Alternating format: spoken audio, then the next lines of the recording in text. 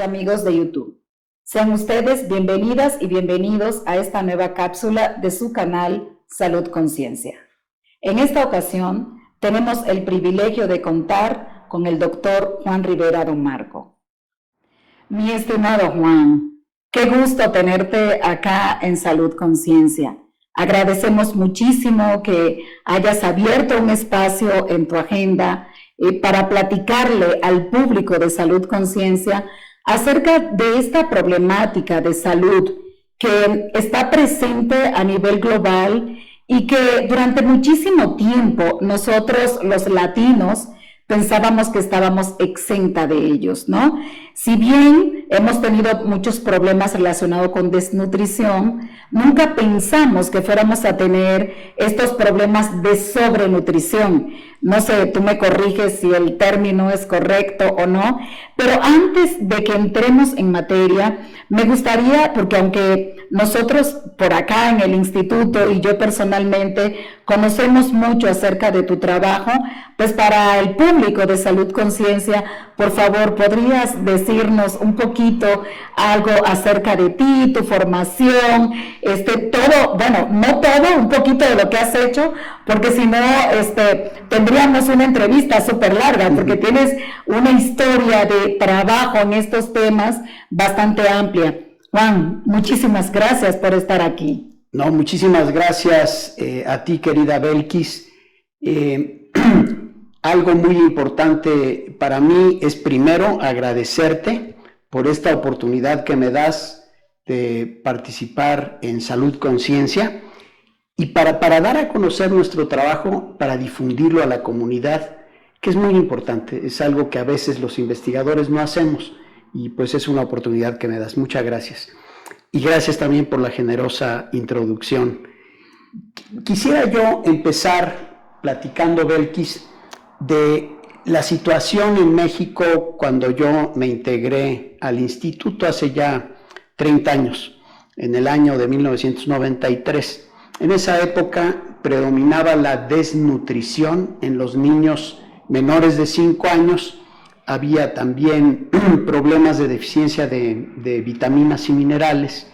Es decir, la situación principal y la preocupación principal de todos era la desnutrición. Y en esa época analizamos datos de la Encuesta Nacional de Nutrición que hizo la Secretaría de Salud en 1988 y encontramos prevalencias muy altas de desnutrición crónica, 26%. En México, 26% de todos los menores de 5 años tenían desnutrición crónica. ¿Qué es eso de desnutrición crónica? Es que son niños que por falta de nutrientes simplemente no crecen. Parecen niños más chiquitos de lo que son. Y el crecimiento es solo un signo de falta de alimentos. Igual que no crecen, tampoco desarrollan sus potencialidades, desarrollo mental como desarrollo del lenguaje. Y entonces son niños que entran a la vida en gran desventaja. Y eso a mí siempre me partió el corazón y fue la razón por la que yo escogí desde muy joven estar en el tema de la nutrición, porque en México había mucha desnutrición. Y sabemos que la desnutrición entonces causa no solo el retardo en el crecimiento, sino, como decía yo, retardo en el desarrollo psicomotor, reducción en la capacidad de aprendizaje. Y eso pues tiene efectos muy grandes en el desarrollo social, más allá de los efectos individuales. Posteriormente, México empezó a tener una evolución de la situación alimentaria y nutricional que se llamó transición nutricional, transición alimentaria, donde empezó a verse aumento en las prevalencias de sobrepeso y de obesidad, y esto pues también muy vinculado con los aumentos que empezamos a ver en enfermedades crónicas relacionadas con la nutrición, en diabetes, en enfermedad cardiovascular, etc.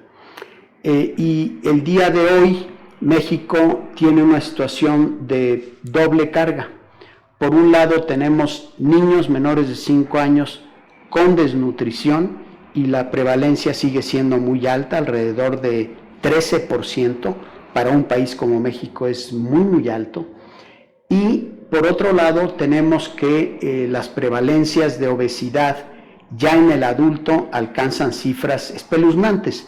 En los hombres alrededor de 70%, en mujeres cerca de 75%, que tienen problemas ya sea de sobrepeso o de obesidad. Y entonces la historia de muchos niños en nuestro país es que empiezan la vida con desnutrición, con carencias, que esas son también el reflejo de que empiezan con desventajas en la vida, pero más adelante, a pesar de que alcanzan una estatura pequeña, empiezan a tener problemas de sobrepeso y de obesidad que los llevan a riesgos de enfermedades crónicas. Y algo muy interesante es que tanto la desnutrición como la obesidad tienen una base común, que es una alimentación inadecuada en términos de calidad de la alimentación. Generalmente es una alimentación que en las primeras etapas de la vida es insuficiente, tanto en calorías, proteínas como micronutrientes, pero más adelante es una alimentación que tiene exceso de energía, de calorías, y a veces tiene deficiencia de proteínas, no siempre, pero siempre tiene deficiencia de otros micronutrientes. Y hay un consumo muy elevado, por ejemplo, de azúcar y de grasa.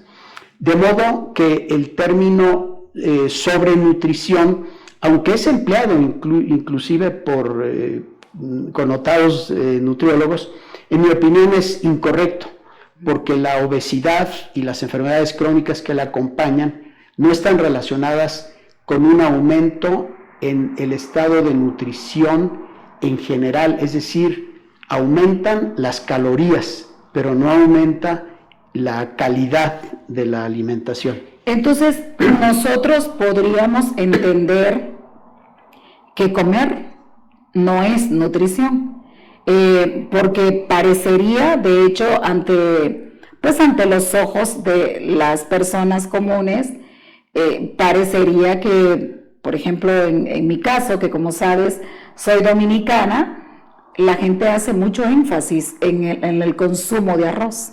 La gente hace mucho énfasis en que las personas engorden. Un problema serio para mí, que era muy delgada cuando estaba en la pubertad, mi mamá estaba sumamente preocupada porque estaba muy delgada. Y existe, pienso, esta como confusión. ¿Es correcto? O sea, cuando nosotros hablamos de nutrición, no estamos hablando de comer mucho, entonces, parecería. En efecto, los humanos comemos como parte de un instinto de conservación de la especie. Nosotros comemos porque tenemos señales de apetito y dejamos de comer porque tenemos señales de saciedad. Y en realidad el humano de entrada no piensa en la nutrición, y en el pasado, aún consumiendo cantidades muy altas de arroz en República Dominicana o de tortilla en México, la gente no tenía problemas serios de sobrepeso y obesidad, porque mucha gente se dedicaba a actividades que demandaban mucho gasto energético. En el momento en el que modificamos esto, hay problemas de sobrepeso y obesidad derivados en parte de esa reducción en la actividad física, y pues que continuamos con ese apetito que tenemos, que es un apetito pues que está programado para situaciones en donde la gente tiene actividad física. Y se agrava el problema cuando la industria de alimentos empieza a fabricar alimentos nuevos que no existían. Cuando vemos una botana empaquetada, eso no existía. Las botanas que comíamos eran pues posiblemente cacahuate, pero otras cosas, pero naturales, todas eran naturales, un poquito de fruta, de verdura con chilito y sal, pero ahora todo es empaquetado y producido a través de una serie de ingredientes, y hay un diseño tecnológico en los alimentos, y están diseñados para que la gente le guste mucho y coma más. Los alimentos empaquetados generalmente tienen o mucha azúcar, o mucha sal, o ambas, y también una serie de sabores artificiales que hace que especialmente los niños pues les llame mucho la atención y consuman esos productos. Y el día de hoy, por ejemplo, en México, alrededor de 30% de todo lo que comemos proviene de esos alimentos ultraprocesados, que incluyen también bebidas azucaradas. Y se ha demostrado, cada vez hay más evidencia, que estos alimentos ultraprocesados llevan a un aumento en el apetito, aumento en el consumo de calorías todos los días, aumento en ganancia de peso y por tanto obesidad, y nos llevan a enfermedades crónicas.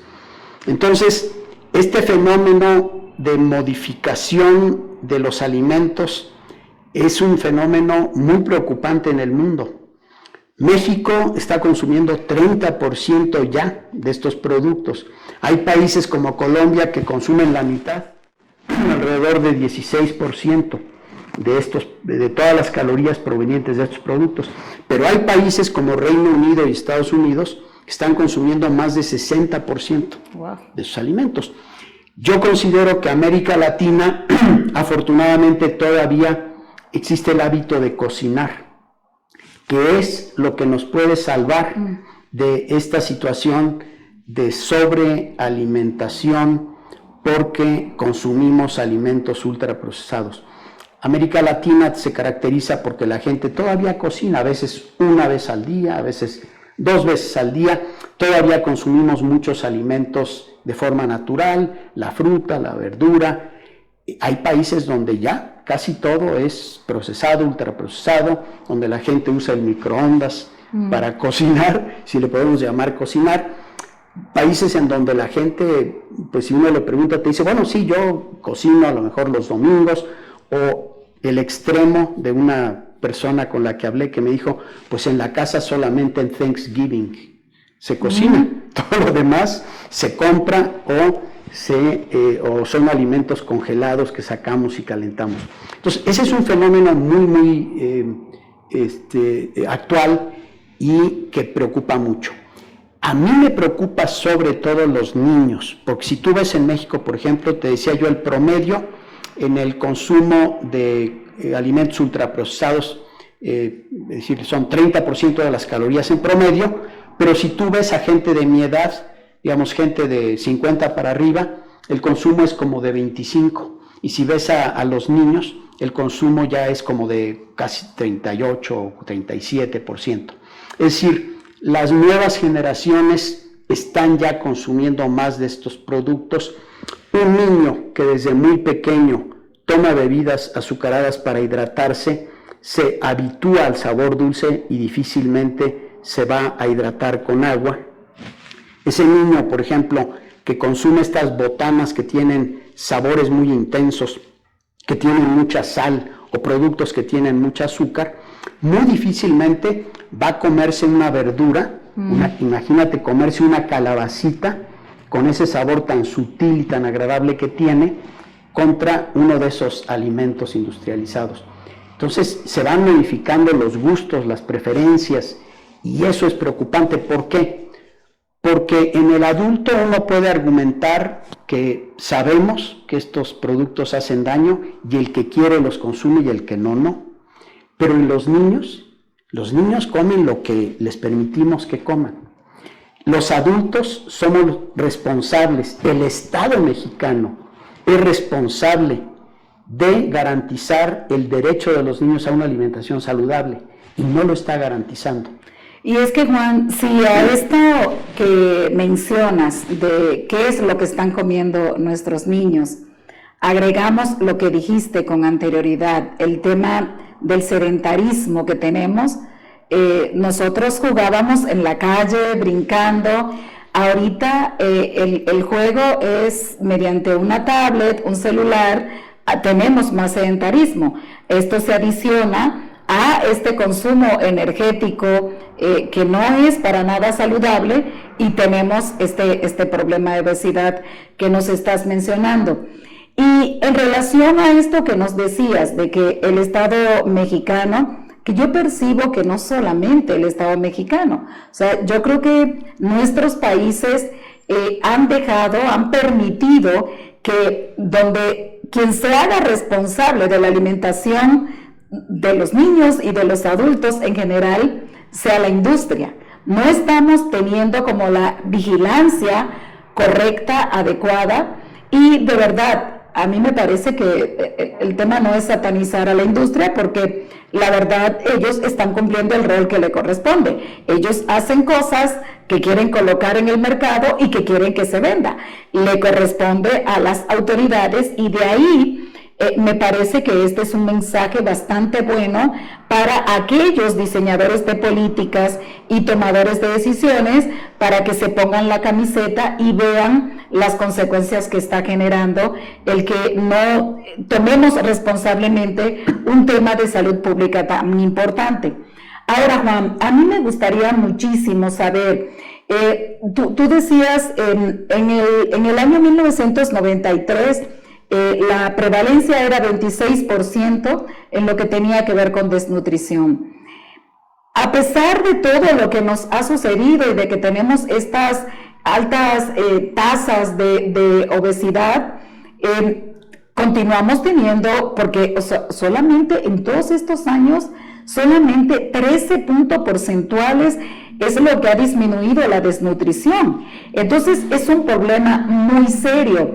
¿Cuáles pueden ser las consecuencias que tiene esto? Ya nosotros pensando como a nivel macro, sabemos que tenemos un problema de escasez de recursos y que siempre andan compitiendo los recursos. Como me gustaría que abordáramos tantito eso, pero adicionalmente, cuando tú hablabas de desventaja para nuestro público de salud conciencia, ¿a qué te refieres? ¿Qué significa esto? Claro. ¿Cuáles son las consecuencias? ¿Y qué pueden hacer? Aquí tenemos estos dos públicos, ¿no? Por un lado, el que puede contribuir de manera macro con el diseño de políticas y con intervenciones, pero para nuestra comunidad, ¿qué puede hacer la comunidad porque en verdad está bastante difícil? Yo te juro que yo soy adicta, no al azúcar, pero sí a la sal. Lo mío son unas famosas papas que hay por ahí, pero cuando voy al supermercado, yo voy con toda la intención de no comprarlas. De hecho, ni siquiera lo llevo en mente, pero me las colocan acá enfrente. ¿Qué podemos hacer, Juan?